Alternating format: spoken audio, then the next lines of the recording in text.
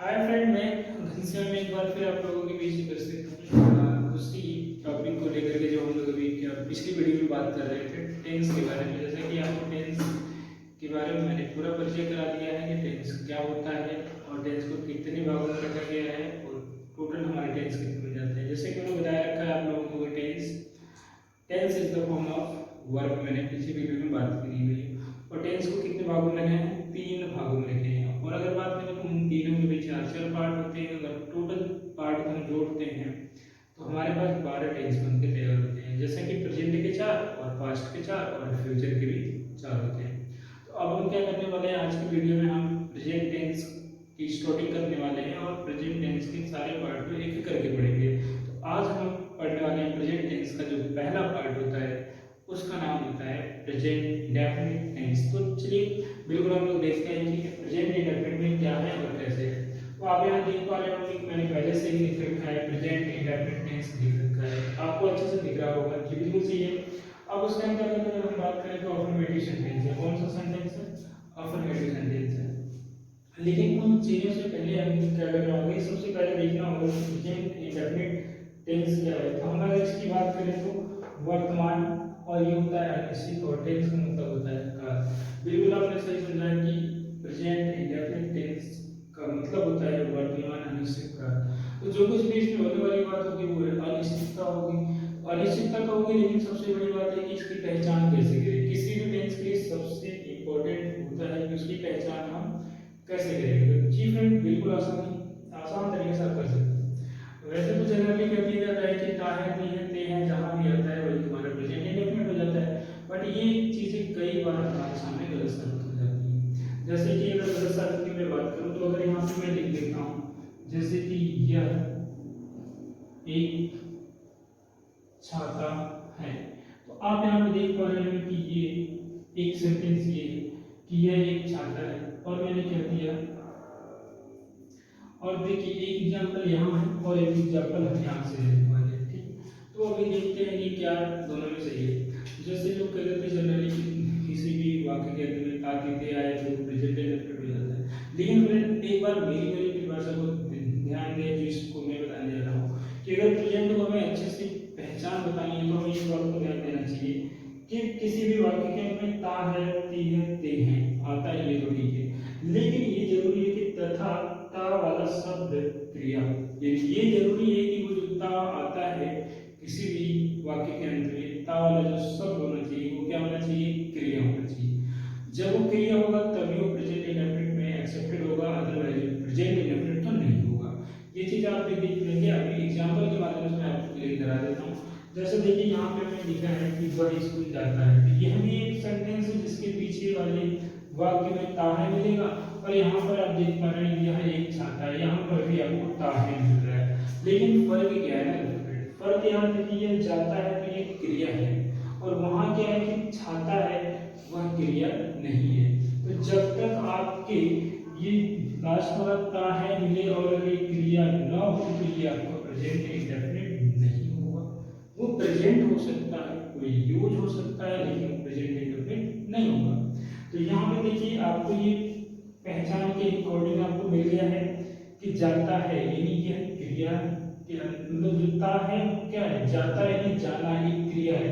तो ये आपकी असली पहचान बन गई प्रेजेंट इंडेफिनिट की। ठीक है, आपको बिल्कुल क्लियर हो गया होगा कि प्रेजेंट इंडेफिनिट टेंस की पहचान क्या है। सिंपल है कि किसी भी वाक्य के अंत में ता है और ते हैं आए, लेकिन वह ता वाला शब्द आपका क्रिया होना चाहिए। तो अब चलते हैं हम दूसरी बात कर लेते हैं हेल्पिंग वर्ब। हेल्पिंग वर्ब की बात करेंगे तो हमारे पास डू और डज। कौन सी है? डू और डज। अब देखिए हम वर्ब की बात करें तो वर्ब हमेशा किस फॉर्म में नजर आती है? वर्ब हमेशा वर्ब की फर्स्ट फॉर्म में ही नजर आती है। अब फ्रेंड्स चलते हैं ये 3 बातें क्लियर करने के बाद हम चलते हैं ट्रांसलेशन की तरफ, क्योंकि 3 बातें एनफ होती हैं ट्रांसलेशन के लिए। तो आइए ट्रांसलेशन को देखते हैं। जैसा कि यहाँ लिखा हुआ है कि वह स्कूल जाता है, बिल्कुल सही आपने देखा कि वह स्कूल जाता है। सबसे पहले वाक्य की पहचान ता है मिला है, और ये ता वाला शब्द क्या है? अपने आप में क्रिया है। तो वह की अंग्रेजी क्या हो जाएगी? सी, और जाने की अंग्रेजी क्या हो गई? गो। अब देखिए तमाम यहाँ पे लोग ये कहते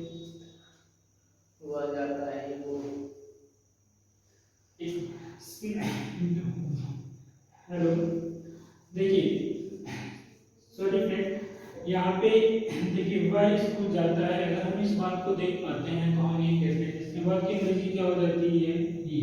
अब यहाँ पे देखेंगे कि जाने की अंग्रेजी क्या है, यहाँ पे आप गो लेते हैं, लेकिन अब इसमें क्या होता है कि मैक्सिमम लोग आपको इसमें गोज बोल देते हैं। लेकिन मैं ये पूछना चाहता हूँ कि गोज क्यों होता है, आखिर वो ईएस क्यों लगाते हैं, क्या रीजन है कि ईएस लगाते हैं। तो कई बार ऐसा सुनने में आएगा कि एक वचन है तो ईएस लगा, तो ऐसा एक वचन होने की वजह से ईएस नहीं लगा देते हैं, कुछ तो उसका फैक्ट होना चाहिए। तो मैं आपको आज उस फैक्ट के बारे में बताता हूँ कि क्या उसका सॉलिड रीजन है कि हम ईएस ही लगाते हैं, ईएस क्यों नहीं लगाते हैं। तो जैसे कि मैं आपको एक बात बता दूं, यहाँ पे देखिए ये नोट लिखा हुआ है, नोट में आप देख पा रहे हैं कि verb is always in plural form. मैंने क्या बोला है, verb is always in plural form. जी बिल्कुल आपने सही समझा कि जो हमारी वर्ब होती है ना वो हमेशा प्लूरल फॉर्म में होती है। किस फॉर्म में होती है, हमेशा प्लूरल फॉर्म में होती है। जिस प्रकार से यहाँ पे छोटी सी बात पे ध्यान दे लीजिए, जैसे कि मान लीजिए ये क्या है, बॉय, ठीक है, और ये आपका है दो, ठीक है। अब इस बॉय में अगर हम क्या कर देते हैं, एस लगा देते हैं, तो ये देखिए बॉय सिंगुलर है और ये हो गया प्लूरल। लेकिन होता है कि अब वर्ब हमारा ऑलरेडी प्लूरल होता है, तो जिसको सिंगुलर बनाने के लिए हम क्या करते हैं, इसमें ईएस जोड़ देते हैं। या मान लीजिए ये एक वर्ब है रीड, और इस रीड में आप क्या जोड़ देंगे, ईएस जोड़ देंगे। तो मेरे बताने का सिर्फ यहाँ एक मकसद ये है कि नाउन में अगर यस या ईएस जोड़ दो तो ये प्लूरल बन जाता है। ये सब लोग जानते हैं कि किसी चीज में यस या ईएस जोड़ दो प्लूरल बनता है, लेकिन वो चीजें क्या होनी चाहिए, वो नाउन में फॉलो होगा। लेकिन अगर हमारा वर्ब पहले ही से प्लूरल है, क्योंकि यहाँ लिखा है कि verb is always in plural form, तो वहां देने की बात है कि वो पहले से प्लूरल है तो उसको सिंगल बनाने के लिए यस या ईएस लगाते हैं। जी फ्रेंड, ये बिल्कुल आपको स्पष्ट हो गया होगा कि नाउन में यस या ईएस लगाकर उसको प्लूरल बनाया जाता है, लेकिन वर्ब में यस या ईएस लगाकर के उसको सिंगुलर बनाया जाता है। क्या बनाया जाता है, सिंगुलर बनाया जाता है। बात समझ में आ रही है?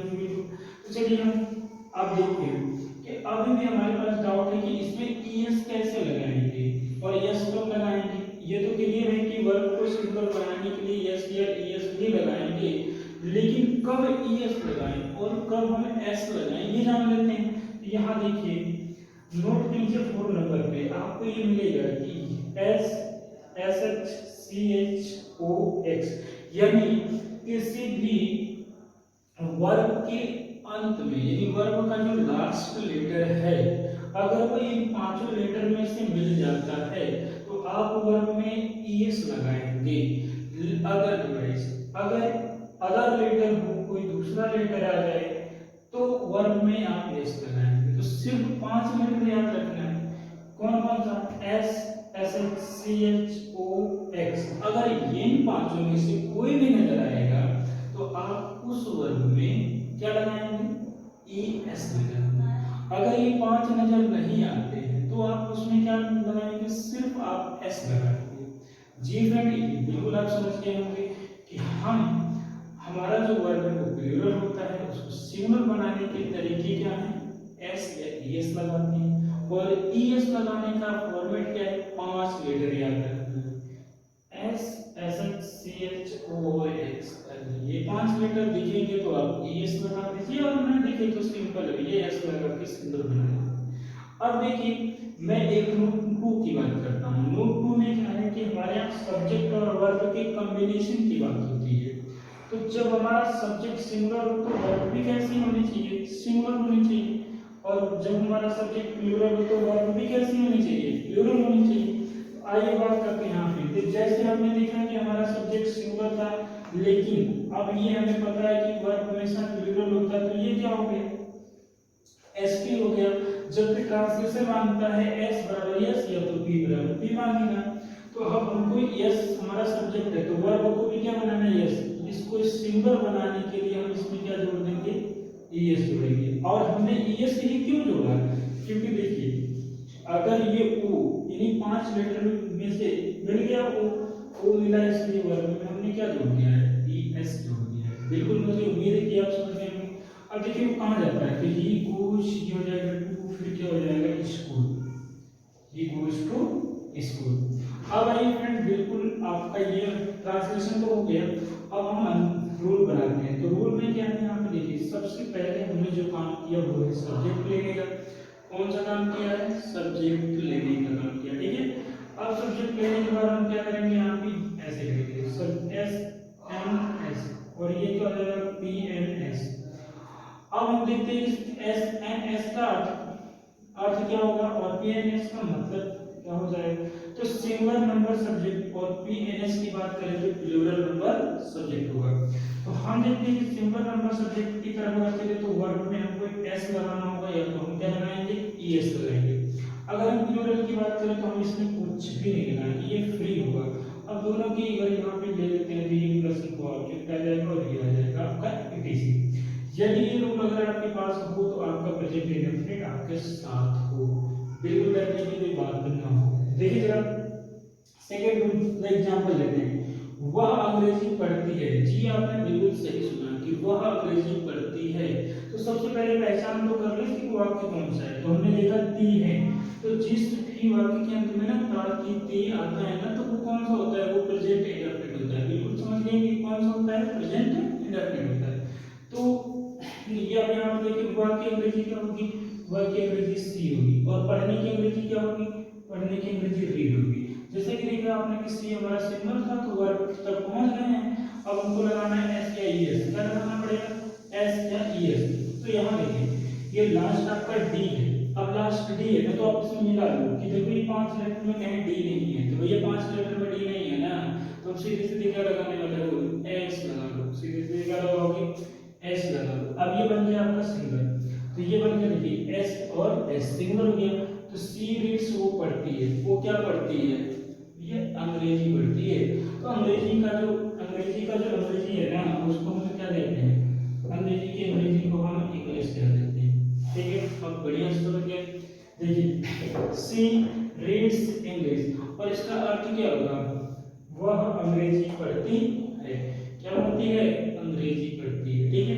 अब देखिए हम तीसरे वाले एग्जांपल को लेते हैं। जैसे लिखा हुआ है वे लोग क्रिकेट खेलते हैं। वे लोग क्रिकेट खेलते हैं, बिल्कुल आपने सही सुना कि वे लोग क्रिकेट खेलते हैं। तो सबसे पहले पहचान ते है। अब मैंने देखा कि जो ते वाला है ना, वो क्रिया है। खेलते यानी खेलना क्रिया है, तो ये प्रेजेंट इंडेफिनिट है। ट्रांसलेट करते हैं। देखिए वे की अंग्रेजी क्या होती है? बिल्कुल आप कह लीजिए दे होती है। जी हाँ, दे में ही यानी दे का ही अर्थ हमारा वे भी है और वे लोग भी है। तो अब देखिए खेलने की अंग्रेजी क्या हो जाएगी? यहाँ हो जाएगी प्ले। अब इसमें ना तो यस लगाइएगा ना तो आप यस लगाइएगा, रीजन सुन लीजिएगा आसानी से। ये आपका प्लूरल है, तो वर्ब भी क्या होगा? प्लूरल होगा। जैसा यहाँ बता रहा है पी बराबर पी होना चाहिए। यही रीजन है कि हम यहाँ पे ना तो यस लगाएंगे ना तो हम यस लगाएंगे। तो दे प्ले, फिर क्या होगा? क्या खेलता है? ये क्रिकेट खेलता है। जी बिल्कुल हमने लिख दिया सही से। दे प्ले क्रिकेट, वे लोग क्रिकेट खेलते हैं। तो फ्रेंड इस तरीके से आपको प्रेजेंट इंडेफिनिट की पहचान के साथ साथ और बहुत सारी चीजें, जैसे कि आप ईएस क्यों लगाते हैं, कहाँ लगाते हैं, कैसे लगाते हैं, वर्ब हमेशा कौन से फॉर्म में आती है? प्लूरल फॉर्म में आती है। तो ये सारी बातें हो गई, और आप अफर्मेटिव सेंटेंस को बनाना बिल्कुल बढ़िया से सीख गए होंगे। प्रेजेंट इंडेफिनिट टेंस का अफर्मेटिव बनाना। तो अब हम बात करते हैं, क्योंकि हर एक टेंस में 4 सेंटेंस आते हैं। प्रेजेंट इंडेफिनिट में जैसा कि पहला था आपका अफर्मेटिव सेंटेंस था। अब दूसरे नंबर पे जो आने वाला है ना, उसका नाम है इंटरोगेटिव।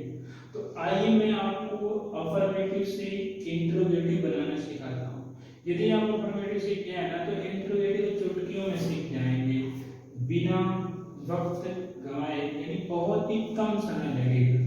चलिए देखते हैं हम सेकंड पार्ट यानी इसका सेकंड सेंटेंस क्या है, इंटरोगेटिव सेंटेंस। जैसे कि यहाँ आप देख रहे हैं कि दूसरे तरफ मैंने लिखा हुआ है पहले से इंटरोगेटिव सेंटेंस।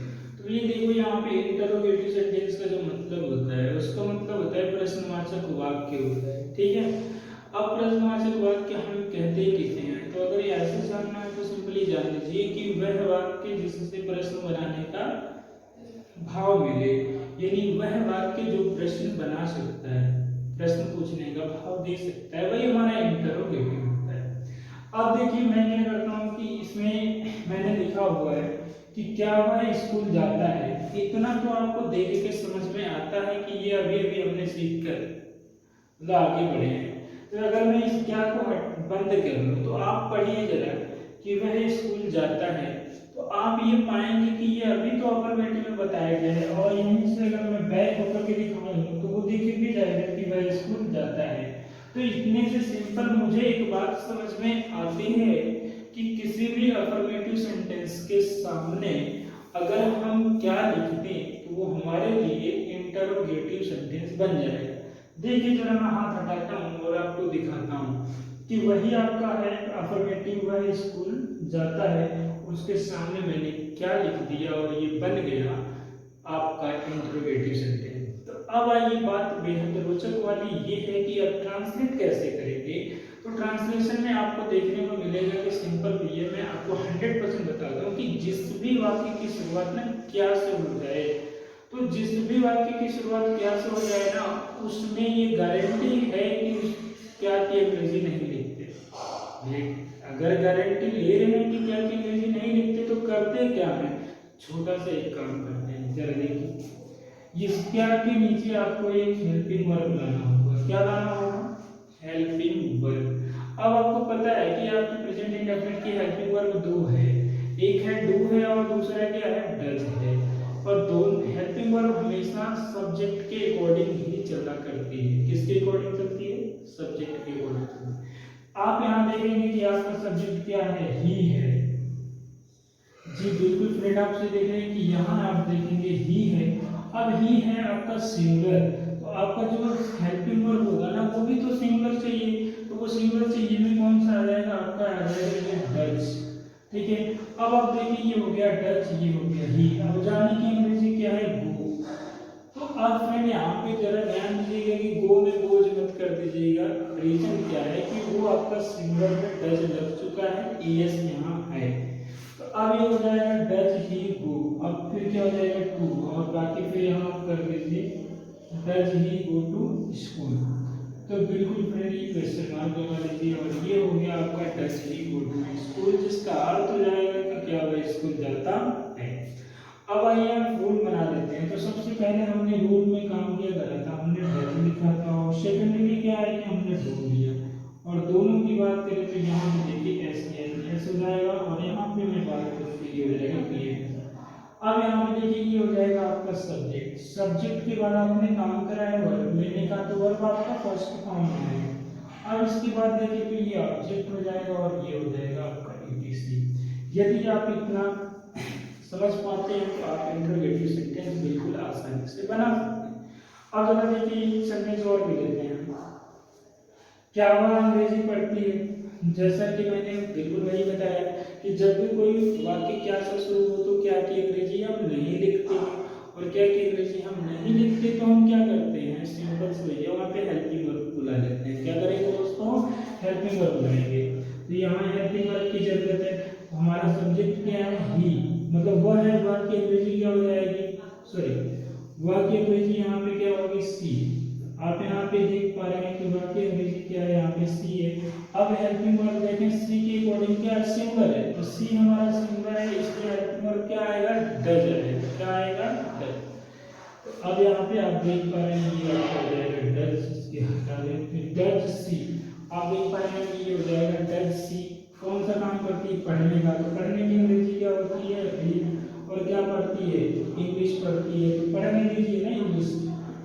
अच्छी बात तो है कि वो अंग्रेजी पढ़ रही है। तो डज सी रीड इंग्लिश, क्या वह अंग्रेजी पढ़ती है?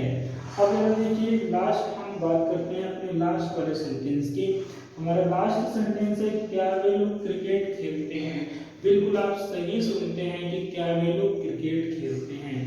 तो अब जरा देखिए यहाँ भी क्या से शुरू है, तो क्या से शुरू है ना, तो आप क्या करोगे? हेल्पिंग वर्ब लगाओगे सबसे पहले। तो यहाँ पे देखिए हमारा सब्जेक्ट क्या है? दे। सब्जेक्ट अपना है दे, इसके अकॉर्डिंग देखा जाए तो हमारा हेल्पिंग वर्ब होगा डू। और खेलने की अंग्रेजी क्या होती है? खेलने की अंग्रेजी होती है प्ले। तो डू दे प्ले। आप क्या खेलते हैं भैया? तो क्रिकेट खेलते हैं। क्या खेलते हैं? क्रिकेट खेलते हैं। तो सिंपल है। अब ये बन गया क्वेश्चन मार्क। जी फ्रेंड, आपने देखा यहाँ पे कि ये वाक्य हमारा है, क्या वे लोग क्रिकेट खेलते हैं, जिसकी अंग्रेजी हमने बनाई है डू दे प्ले क्रिकेट।